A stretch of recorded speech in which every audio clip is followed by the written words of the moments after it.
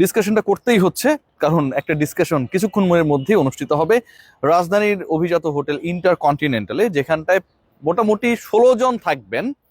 এর সাথে কে থাকবে, বাংলাদেশ ক্রিকেট বোর্ডের প্রেসিডেন্ট থাকবেন কি থাকবেন না সেটা অফিসিয়ালি এখন পর্যন্ত আমি জানি না, তবে sports adviser Asif Nazrul sir থাকবেন এবং বাংলাদেশ ক্রিকেট দলের 15 সদস্য, 15 জন ক্রিকেটার, যেই ক্রিকেটাররা আপনারা সবাই জানেন ওয়ার্ল্ড কাপ স্কোয়াডে রয়েছে, যাদের বিশ্বকাপ টি-20 খেলার কথা।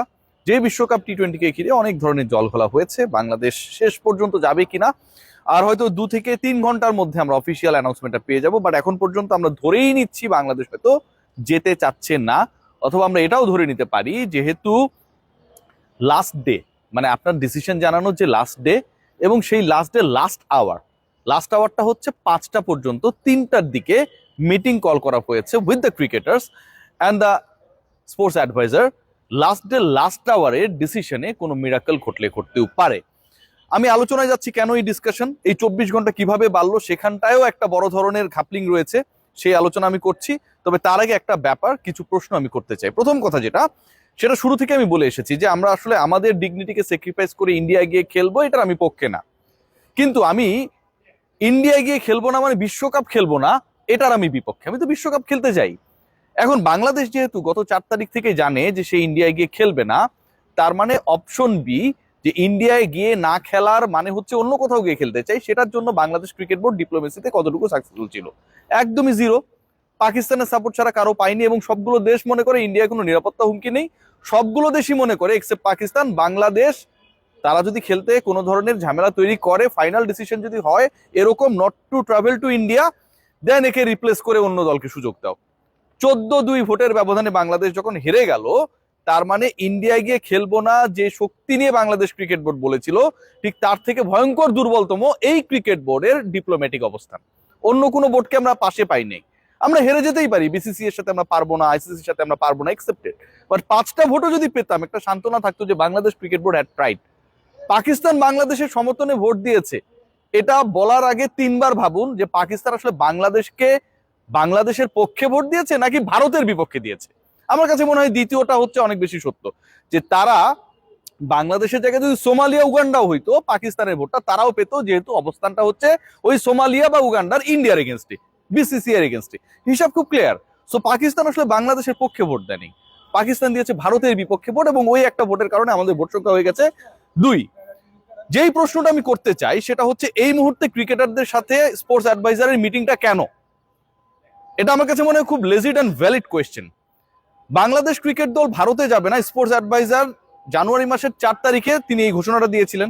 বাংলাদেশের মানুষ এই ডিসিশনকে তারা সাধুবাদ জানিয়েছিল, সংখ্যাগরিষ্ঠ মানুষ। তাহলে এই ক্রিকেটাররা যারা খেলবে তাদেরকে পাঠানোর ব্যাপারে যদি সরকার তার অবস্থান সেই 4 তারিখে নিয়ে নেয়, এখন থেকে 18 দিন আগে নিয়ে নেয়, 18 দিন পরে 24 ঘন্টার মধ্যে সময় দেয়া হয়েছে যে আমাদেরকে জানাতে হবে আইসিসি কে আমরা খেলবো কি খেলবো না, সেই 24 ঘন্টার 22তম ঘন্টায় গিয়ে লাস্ট 2 আওয়ার্স এর মধ্যে শেষের 2 ঘন্টায় কেন ক্রিকেটারদের সাথে মিটিং এ বসতে হবে? ক্রিকেটারদেরকে যদি গভর্নমেন্ট তার অবস্থান জানাতে চায়, সেটা গত 22 দিনে কি কোনো সুযোগ পাওয়া গেল না? সব ক্রিকেটার কি বিপিএল এর জন্য ব্যস্ত ছিলেন? আচ্ছা, বিপিএল এ ব্যস্ত ছিল ক্রিকেটাররা 15 জন ক্রিকেটার, আমি মনে করলাম যে প্রত্যেক দিনই 15 জন ক্রিকেটার খেলতে নামতো। আমি যদি এটা ধরেও নেই, বিপিএল এর মাঝে কি কোনো ব্রেক ছিল না, কোনো গ্যাপ ছিল না, কোনো গ্যাপ ডে পাওয়া যায়নি? বিপিএল কি বাংলাদেশের টি-20 বিশ্বকাপে অংশগ্রহণ করার ক্ষেত্রে ক্রিকেটাররা তাদের সিদ্ধান্ত কিভাবে জানাচ্ছে, পক্ষে না বিপক্ষে, সেটা থেকেও বেশি জরুরি ছিল? বিপিএল কি প্রতিদিন সকাল থেকে শুরু হয়ে রাত অবধি চলতো? নিশ্চয়ই না। এই প্রশ্নগুলোর উত্তরগুলো আসলে আমি পাচ্ছি না। যদি ক্রিকেটারদের সাথে বসেন, কেন বসছেন? ইদার আপনারা বলতে চান যে আপনারা ইন্ডিয়া যেতে চান না, এটা হচ্ছে আপনাদের অবস্থান। তাহলে সেই অবস্থান কি গত 18 দিনে তো পরিবর্তন হয় নাই?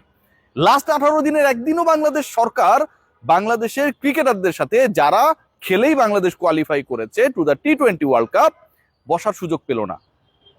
ক্রিকেটারদের সিদ্ধান্তের কোনো দাম নাই, আমি মাইনা নিলাম, কিন্তু তাদের সাথে বসলো না। এটা কেমন একটা ঘটনা? আবার আজকে যে আপনারা বসছেন, ধরেন আজকে ক্রিকেটাররা ফিল করলো যে না, যাই ঘটুক, যত সিকিউরিটি থ্রেটই চাও থাক, we want to play the world cup, we want to travel to India. ধরেন এরকম একটা সিদ্ধান্ত হলো, এটা তো আমার সিদ্ধান্ত না বা অন্য কারো সিদ্ধান্ত না, দর্শক যারা আমার সাথে একমত বা দ্বিমত আপনাদেরও সিদ্ধান্ত না। ক্রিকেটাররা আজকে ধরেন 15 জন ক্রিকেটারে 12 জন 10 জন বললো, সরকার কি তার সিদ্ধান্ত বদলাবে? সো সরকার যেহেতু সিদ্ধান্ত বদলাবেই না, শেষ মুহূর্তে ক্রিকেটারদের সাথে এই বসার প্রয়োজনটা কেন, এই ড্রামাটা কেন, এই সিচুয়েশনটা কেন ক্রিয়েট হলো? We have no answer. আবার যদি আজকে বাংলাদেশ সরকার তাদের সিদ্ধান্ত চেঞ্জ করে যে আমরা বিশ্বকাপ খেলতে যাচ্ছি, এবং চেঞ্জ করার পরে যদি বলে যে আমরা আমাদের ক্রিকেটারদের কথা শুনি, তাদের স্বার্থে তাদের দাবিতে আমরা সায় দিয়ে আমরা ডিসাইড করলাম যে ঠিক আছে বিশ্বকাপ আমরা যেহেতু খেলাটা অর্জন করে নিয়েছি, এটা তো কোনো ইন্ডিয়া আইসিসি আমাদেরকে গিফট করে নাই, so we will go there, we will play, সেক্ষেত্রেও এই ডিসিশনটা এখন কেন? এই যে ক্রিকেটাররা জানে না যে তারা কি করবে, লিটন কুমার দাস জানে না খেলবে কি খেলবে না, তার মতো অবস্থা সবারই। এই জানানোর দায়িত্বটা, আমরা খেলবো না ভাই, এই জানানোর দায়িত্বটাও যেমন সরকারের ছিল, শেষ মুহূর্তে যদি আমাদের অবস্থান ঘুরে যায় 180 ডিগ্রি, সেই ব্যাপারটাও আরো আগে ডিসাইডেড হওয়ার দরকার ছিল। বাংলাদেশ ক্রিকেট বোর্ড ইন্টারেস্টিংলি গতকালকে কি করেছে আপনারা জানেন? তারা আইসিসির কাছে 24 ঘন্টা সময় চেয়ে নিয়েছে, তারা সরকারের সাথে ডিসকাশন করতে চায় যে whether they want to travel to India or not.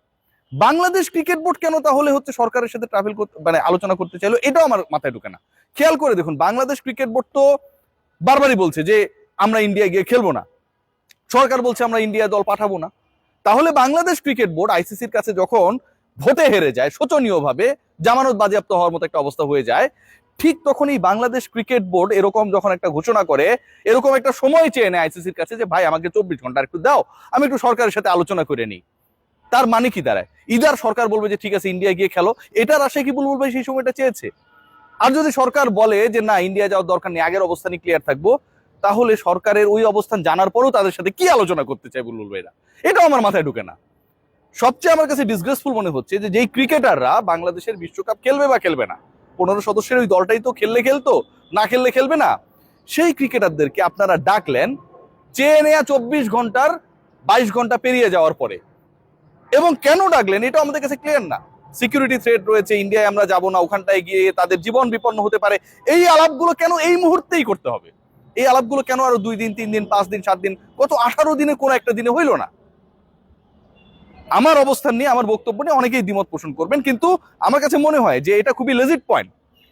আমি যদি ইন্ডিয়ায় না যাই, আমি ভাই বলবো আমি যাব না, আমি লাস্ট মোমেন্টে টাইমও চাইয়া নিব না, আমি লাস্ট মোমেন্টে ক্রিকেটারদের সাথে বৈঠক ডেকে তাদের সাথে বসবো না। সহজ হিসাব, পানির মতো সহজ, পানির মতো সরল। বাংলাদেশের ক্রিকেটে আমার কাছে মনে হয় যে আমরা খুবই গুরুত্বপূর্ণ একটা সময়ের মধ্যে রয়েছি, এবং সেই গুরুত্বপূর্ণ সময়টা কোথায়? আমরা স্বপ্ন দেখেছি, আমরা জেনেছি, আমাদেরকে জানানো হয়েছে, ইনফর্মড হয়েছি বিভিন্ন মিডিয়ার মাধ্যমে, কি যে বাংলাদেশ না খেললে পাকিস্তান খেলবে না। এই নিউজটা কিন্তু আমি আপনি করি নাই, এই নিউজটা এসেছে, এই নিউজটা বিভিন্ন ইন্টারন্যাশনাল মিডিয়া যখন এসেছে সেটা বাংলাদেশে সবাই ফলো আপ করেছে। সেই পাকিস্তান বাংলাদেশের সাথে নেই। পাকিস্তান যতটুকু পিসিবি, যতটুকু বাংলাদেশের সাথে রিগার্ডিং দেয়ার কি বলবো অংশগ্রহণ, participation in the upcoming world cup, তার থেকে তারা ভারত বিরোধী অবস্থানটাতে অনেক বেশি শক্ত। এবং ওই জায়গায় ভারত বিরোধী এরকম একটা সিচুয়েশনে বাংলাদেশের জায়গায় জিম্বাবুয়ে, সোমালিয়া কিংবা আসিফ আকবরের প্রিয় দেশ সাইবেরিয়াও যদি এখানটায় থাকতো, সেখানটায় Pakistan cricket board, PCB, Pakistan সরকার ভারতের বিরুদ্ধেই অবস্থান নিত।